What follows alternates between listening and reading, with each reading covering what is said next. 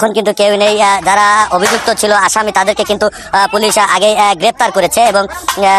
আজ ঠিক 8টার দিকে কিন্তু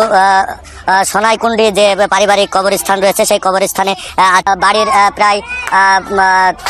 অর্ধেকের বেশি অংশই ভেঙে গুড়িয়ে দেওয়া হয়েছে এবং অগ্নিসংযোগের ঘটনাও ঘটিয়েছে। আরও যে বাকি অংশটুকু রয়েছে সেটাও কিন্তু ভাঙচুরের যে চেষ্টা সেটি অব্যাহত রেখেছে। মাগুরার যে শিশু ধর্ষণের পর যে আজকে তার মৃত্যু হয়েছে, এই ঘটনায় যে প্রধান অভিযুক্ত হিটু শেখ তার বাড়িতে কিন্তু বিক্ষুব্ধ জনতা তার বাড়িতে ভাঙচুর চালাচ্ছে এবং অগ্নিসংযোগ করেছে এবং আগুন জ্বালিয়ে দিয়েছে। এখনও তার বাড়িতে ভাঙচুর চলছে। আসলে এই ধর্ষক যে অভিযুক্ত হিটু তার পরিবার কিন্তু পলাতক রয়েছে এবং আজকে যখন ঠিক সন্ধ্যা 6:30টার দিকে যে শিশুটির মরদেহ জেলার স্টেডিয়ামে এসে হেলিকপ্টার যোগে এসে পৌঁছানোর পর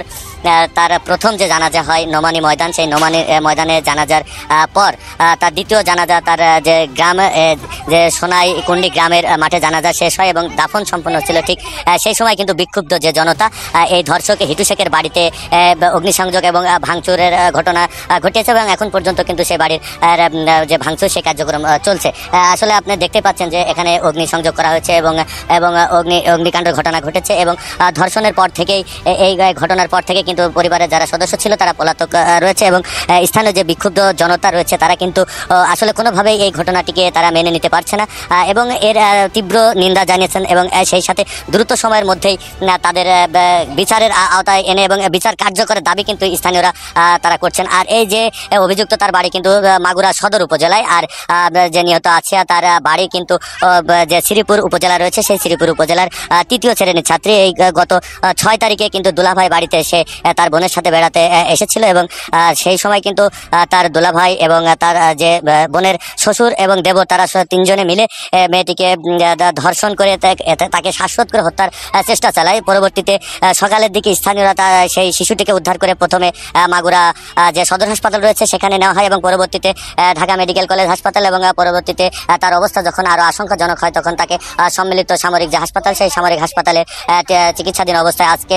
তার মৃত্যু হয়েছে। এরপর থেকেই মাগুরা জুড়েই কিন্তু একটি ক্ষোভ বিরাজ করছে, সেই সাথে শোকের কিন্তু ছায়া নেমে এসেছে এবং যে অভিযুক্ত যে ধর্ষক তার বাড়িতে কিন্তু এখন পর্যন্ত অগ্নিকাণ্ড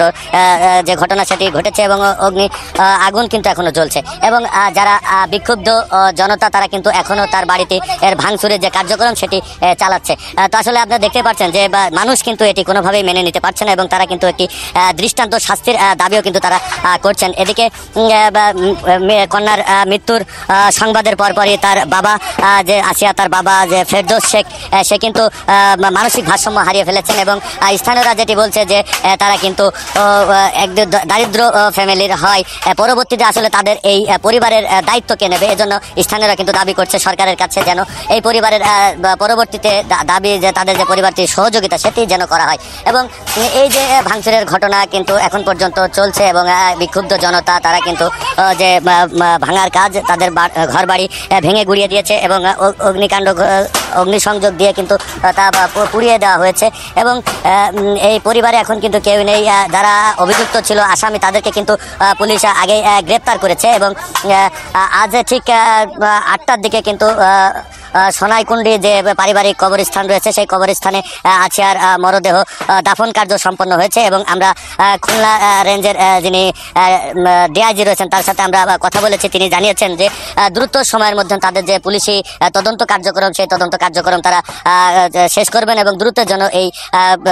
যিনি ডিআইজি মহোদয় তিনি কিন্তু বলেছেন এটি এক ধরনের হত্যায়, এই হত্যার যে বিচার কার্যক্রম সেটি যেন দ্রুতই হয় সেজন্য তাদের যে তদন্ত কার্যক্রম সেটি তারা খুব দ্রুতই প্রতিবেদনটি জমা দেবেন বলে তিনি বলেছেন। এবং এছাড়া যে জেলা বিএনপির যিনি আহ্বায়ক রয়েছেন তার সাথে আমাদের কথা হয়েছে, তিনি বলেছেন যে বিএনপির পক্ষ থেকে পরিবারের পাশে তারা সার্বক্ষণিক ছিলেন এবং পরবর্তীতেও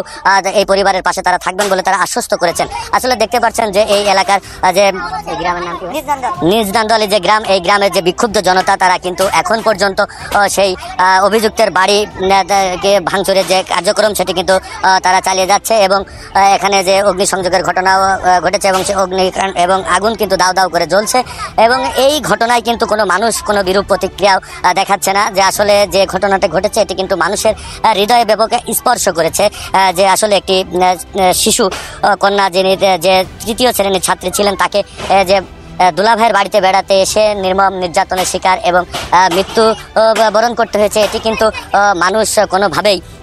মেনে নিতে পারছে না। ফলে কিন্তু তারা এখন পর্যন্ত এই বাড়ির যে ভাঙচুর বা গুড়িয়ে দেওয়ার যে কার্যক্রম সেটি কিন্তু করছে এবং যে বিক্ষুব্ধ জনতা তারা কিন্তু এই এখনও সেই ভাঙচুরের কার্যক্রম চালাচ্ছে। তবে এখন পর্যন্ত এখানে প্রশাসনের পক্ষ থেকে বা আইন শৃঙ্খলার রক্ষাকারী কোনো সদস্যদের আমরা দেখতে পাইনি। তো আসলে দেখতেই পাচ্ছেন, দেখে ছুটে আসবেন বিক্ষুব্ধ জনতা তারা কিন্তু এখন পর্যন্ত যে বাড়িটি অভিযুক্ত যে ধর্ষক হিটু শেখ তার বাড়িতে সেই ভাঙচুরের কার্যক্রম চলছে এবং তারা এই ভাঙচুরের মাধ্যমে কিন্তু একটি প্রতিবাদ তারা জানাচ্ছেন যে আসলে এই ধরনের ন্যাক্কারজনক কোনো ঘটনা যেন পরবর্তীতে না হয়, তারা কিন্তু এটাও দাবি করছেন এবং দ্রুত সময়ের মধ্যে তারা এই আসামিদেরকে বিচার কার্যক্রম সম্পন্নর দাবি কিন্তু তারা করছেন। তো আসলে বাড়ির প্রায় অর্ধেকের বেশি অংশই ভেঙে গুড়িয়ে দেওয়া হয়েছে এবং অগ্নি সংযোগের ঘটনাও ঘটিয়েছে। আরও যে বাকি অংশটুকু রয়েছে সেটাও কিন্তু ভাঙচুরের যে চেষ্টা সেটি অব্যাহত রেখেছে এই এই এলাকার যে বিক্ষুব্ধ জনতা এবং এই এলাকার মানুষ কিন্তু ফুঁসে উঠেছে যে এই ধর্ষকের বিচার কার্যক্রম যেন দ্রুত সময়ের মধ্যে হয়, এজন্য মানুষ ফুঁসে উঠেছে। সকল শ্রেণীর বা সকল পর্যায়ের মানুষ কিন্তু এই বাড়ির যে ভাঙচুর অগ্নিসংযোগের যে কার্যক্রম যে ভাঙচুর চালানো হচ্ছে সেটি কিন্তু এই এলাকার স্থানীয়রা তারা বিক্ষুব্ধ যে জনতা তারা কিন্তু এটি করছে এবং তারা বলছে যে এই বিচার কার্যক্রম না হওয়া পর্যন্ত তারা তাদের কিন্তু যে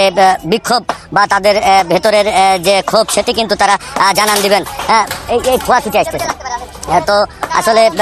ভাঙচুরের কার্যক্রম চালিয়ে যাচ্ছে এবং আগুন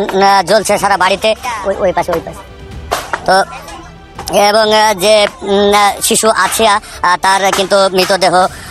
তার দাফন যে কার্যক্রম সেটি সম্পন্ন হয়েছে এবং সম্পন্ন হওয়ার পরে কিন্তু বিক্ষুব্ধ জনতা এই ধর্ষকের